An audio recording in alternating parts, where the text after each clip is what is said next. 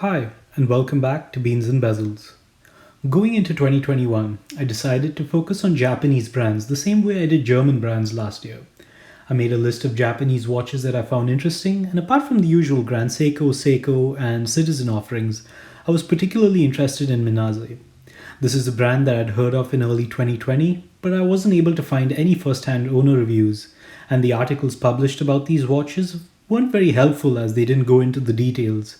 And from experience now, I will say that these watches are all about the details. Minase is a spin off brand from a larger manufacturing entity called Kyowa, who have been in the precision tool manufacturing industry since 1963. Minase appears to be Kyowa's way of showing the watch industry the quality of work they're able to produce, and I think each Minase watch is a massive flex of their design, engineering, and finishing skills. This is the Divido in a bluish-purple color and might be their most complex watch so far in terms of design and engineering. You have an abundant use of Zaratsu finishing, hand-cut and hand-polished sections with ridiculously good tolerances, highly intricate modular components, and an overall design that ties it all in very well. In my opinion, this design feels like a modern take on the Gerald Genta style of 1970s watch design. There is a generous use of flat surfaces, polished to brush transitions, and sharp angles. But while the Genta design language did this from a broader perspective across larger sections of the watch, Minase is able to execute that same style on much smaller individual components using modern manufacturing techniques. But each individual component seems to follow most of those design cues quite strictly. The Minase Divido retails for around 3,650 US dollars on the rubber strap and approximately 5,000 US dollars on the metal bracelet. Let's check it out. It's hard to differentiate between elements of the case and elements of the dial since they're all tightly integrated but also extremely modular. So for the sake of simplicity, I'll refer to the components of the outer visible shell as the case and everything else as the dial. I measured the case to be 40 millimeters in diameter, 48 millimeters from lug to lug, but 51 millimeters between end links on the bracelet, and 11.75 millimeters in height, including the slightly curved crystal. The case is faceted and combines lots of brushed and polished surfaces. All the finishing is done by hand and all the polishing is done on Salatz machines, or more commonly referred to as Zaratsu polishing. I'm not exaggerating when I say this, but the case design and finishing is likely the best I've seen till date, and that includes my newly acquired Grand Seiko SBGA 415. The exterior structure is a sandwich of two nearly equal pieces, one of which you could call the bezel section and the other a mid-case. Both of them have brushed exteriors with an exceptional vertical brush finishing. The top surface of the bezel section is mirror polished and looks incredible.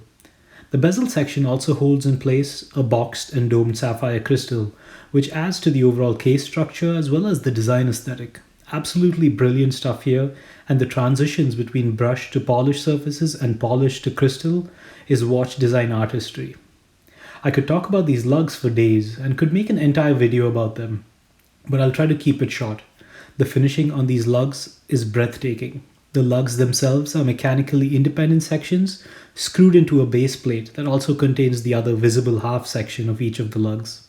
The lugs also fit perfectly into recessed sections of the bezel with precise tolerances that will make you believe that it was all one single unit. A very elaborate design and construction here, and this supports my theory that this watch is really just a massive flex of the manufacturing capabilities and finishing. The top surface of the lugs is brushed and brushed to perfection. You can see the perfectly straight lines, and there's not a single irregular patch there or an untoward brush stroke. The surface is outlined by a polished relief edge or chamfer, which makes smooth and elegant turns instead of sharp angular corners. These corners are perfection and show off their highly skilled mirror polishing and attention to detail. You have a 6.25mm push-pull crown at the 3 o'clock position that is tapered like a pilot watch crown, but has a very intricate grip that resembles a mechanical gear, maybe. The crown has the brand's logo on what appears to be a ceramic insert. The operating experience is excellent with no wobble whatsoever. Flipping it over, you get a view of the base plate that seats the 4 lugs and houses a large exhibition window. You also get to see the core of the dial structure, or inner case, that surrounds the movement. This case-in-case design is their signature design style and can be seen across their entire range of watches. This watch is rated for up to 50 meters of water resistance, but given how many individual components there are, I wouldn't be taking this one swimming or even close to water. Visually, what you would consider to be the dial is an intricate combination of at least 4 physical elements, 2 of which serve as structural elements of the overall case design too. I've never seen something like this, and I think it just goes to show how carefully this watch has been designed. Changing a small aspect of the dial layout would mean an entire redesign of the core structure.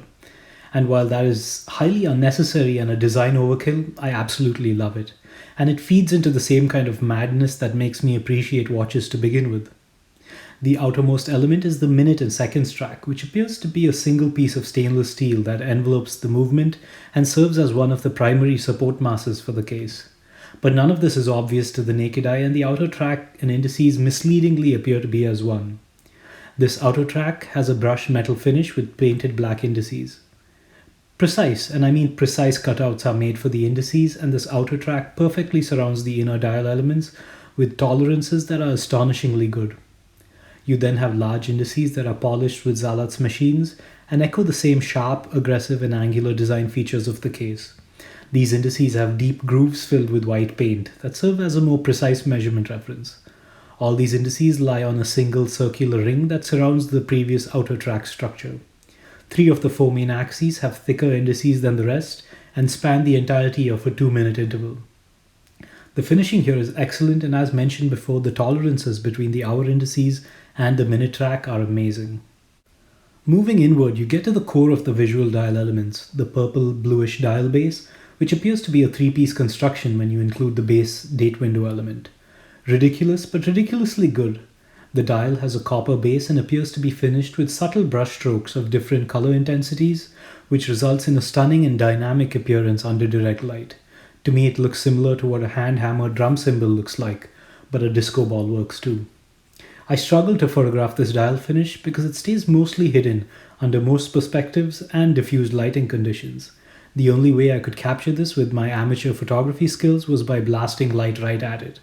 While the rest of the surrounds look very unappealing under such harsh light, I managed to capture some of these brushstrokes. The only text on the dial, apart from the window, is the Minase font under the 12 o'clock index. The quality of printing is good, and the simple branding lets the design speak for itself. To be honest, I don't believe they even needed to brand this watch because there's really nothing else like it. You then have a cutout section with perfectly finished sloped sides that reveal a secondary layer with the same purple-blue finishing and a yellow triangular indicator to point at the correct date, which is on a black date wheel in the layer below it. There's so much depth here, which further conveys the statement that Minase is trying to make with this watch. They can do complexity and they can do it well. I know there's a fraction of the community that are not fans of date windows like this one, but I think it works on this watch and is a core element in the watch's identity. Practically, I like the idea of a larger aperture date window since the present date can be occluded by one of the 2 primary hands. And this one is executed and finished well, so no complaints from me here. You then have well-proportioned hands with the hour hand just about reaching the indices and the minute and seconds hand crossing over to the outer tracks. The hour and minute hands have polished and brushed surfaces with small loomed elements. I believe these hands are made by their Swiss partners, and this difference is evident since I noticed some particles on the hands, whereas the rest of the dial was mostly clean. I love the polished center stack cap above the seconds hand. The tip of the seconds hand is also painted white, and both the seconds hand and the minute hand have curved tips to match the curved dial, which I think looks incredible. The hands are finished well, but I'd say the quality control on them is a few steps below what you'd expect from a similarly priced Grand Seiko. But the dial, perceived as a whole, is nothing short of impressive. I love their idea of a case-and-case construction where the dial is supported by its own structural elements, which also further support the entire case. This requires highly skilled manufacturing and design capability to put all these small segments together and in a manner that is both precise and aesthetically pleasing. And for this, I was willing to overlook the less than perfect quality control on the hands. This watch did not need to have loom and should not have attempted it either. Zaratsu polished indices and hands would have been sufficient, and the overall dressy watch category to which it belongs would have welcomed it either way. But they decided to add a small amount of loom on the hour and minute hands, and given the design and insufficient surface area, the loom is quite poor. It's not bright and fades quickly. If you're interested in buying this watch, I would proceed as though this watch has no loom whatsoever, And like on most Grand Seiko watches, even if you have a tiny amount of light in the room, the high polished hands and indices will be legible to some extent. There are two ways of looking at the movement inside this watch. Either you can look at it as a $5,000 watch with just an ETA 2824-2 movement. And that's entirely reasonable if you're someone who appreciates the true watchmaking skill involved when a company researches and develops their own in-house movement. But the other perspective is that you're getting a $5,000 watch with a tried and tested, reasonably accurate, easily serviceable and moderately decorated movement on a watch whose focus really isn't the movement. This watch is all about the design, the engineering and the finishing. Everything to appreciate about this watch is in its appearance and construction. And I believe if they were to invest in developing their own movement and made one that matched the case and dial in terms of performance, design and finishing, this watch would end up being close to $10,000, given that they only make $500 a year. And to be honest, most folks complaining about the lack of a fancy movement at $5,000 would certainly not pay $10,000 for a Minase with one. Just to be clear, this is just my opinion, which includes an unhealthy dose of speculation regarding the costs associated with developing a fully in-house, state-of-the-art movement with hand finishing and decoration. So the reality is that the beauty and excellence of this watch does not extend to its movement, but that's okay. Folks like myself who are drawn to exceptional build quality, design, overcomplicated engineering, and excellent finishing will be easily satisfied by what is delivered for the price here. And having owned and reviewed two Ming watches and two Chrono Tokyo watches that are also design-forward pieces, also appear to be creeping close to this watch in price, I'll say that Minase earns its price tag and then some. But let's get to the actual movement. The ETA 2824 appears generously decorated and is given the name KT7001. According to the information I could find, it appears that this is an ETA 2824 base that is decorated and assembled in-house by Minase. I'm not sure I believe this because the quality control standards on the movement are poorer than the rest of the watch, with quite a few areas of dirt, smudges and fingerprints. None of this is visible to the naked eye, but if you compare the dial and the movement under a macro lens, they look like they were handled by two separate entities with slightly different standards for cleanliness. It's very likely that the decorations to the movement were performed by their Swiss partners. A few of the screws are dirty. I noticed a small scratch on one of the plates, and the overall cleanliness on this movement does not scream $5,000 watch to me. To be fair, not all of it is dirty, and the vast majority of the surfaces are clean, with a generous dose of pelage finishing. The rotor has clean lines, and there isn't any kind of dirt that could be dislodged into the movement to create trouble, like fibers or solid particles, and sometimes even metal filings. So this is purely an aesthetic issue, which usually is enough for me to not want to keep a watch anymore. But I find myself willing to see past this issue because I still think the watch in its entirety is quite exceptional. Where performance is concerned, this watch is about a year and a half old and has not been serviced, and is running at about plus 3 seconds per day in the dial up position and plus 6 seconds per day in the crown up position. Both reasonable numbers for the ETA 2824-2 movement. These numbers should improve slightly if they decide to upgrade the Divido with an ETA 2892 base movement, so those on the fence may want to wait a little while longer. If you thought the complex design, extravagant finishing and impressive build quality would end with the case and dial, you're mistaken. There's a reason the bracelet option costs roughly $1,250 more than the rubber strap. I typically recommend any watch be purchased on a bracelet since resale is always easier. But in this case, I'd say only get the bracelet if you're certain you'll love it, because $1,250 isn't a small amount of money. The end link fitment is excellent with no wiggle whatsoever. Each link is made of up to 6 different pieces if you include the pin and collar holding them together, the screw that fits the 3 pieces in place, and the polished center links. Minase states that each bracelet segment is cut by hand, one piece at a time, and guaranteed to have tolerances for lateral play that are under 2/100ths of a millimeter. Additionally, they also guarantee tolerances of 5/100ths of a millimeter between the link holes and pin system to minimize any possible stretching or expansion over time due to abrasion. That sounds pretty wild, and while I couldn't verify any of these tolerances myself, I will say that these links are nothing short of exceptional. These tight tolerances, modular components, perfectly calculated articulation angles, and well-ventilated link interplay result in an excellent overall bracelet design that drapes comfortably and glamorously on the wrist. The fine brushing and Zaratsu polished center links result in a very conspicuous overall appearance though. So if you don't want to draw too much attention to your wrist, I would suggest going with a simple strap or the rubber strap option. These links tend to elicit the same kind of attention you'd get if you're wearing a high-end integrated bracelet like a Royal Oak. The clasp is a fairly straightforward fold-over style assembly with milled components and a clasp that blends in very well with the rest of the bracelet. Unfortunately, the clasp lacks any kind of micro adjustment, which I think is a necessity in modern watches.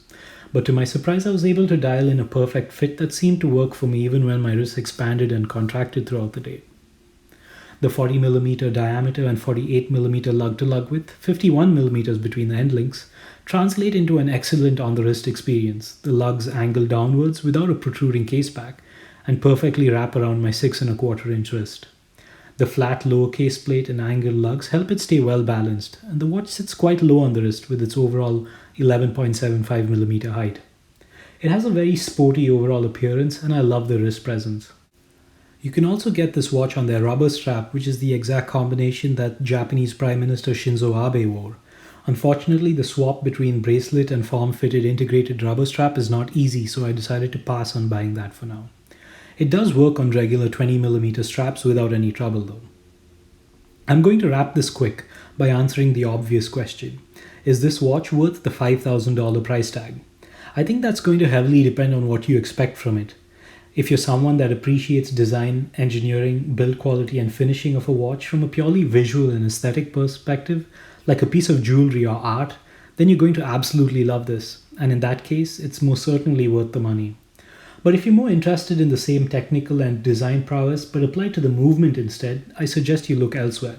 This isn't going to scratch the same kind of itch you'd scratch by buying a Don Bluth & Son caliber 99-1, because all of the value here is in the case, dial and bracelet.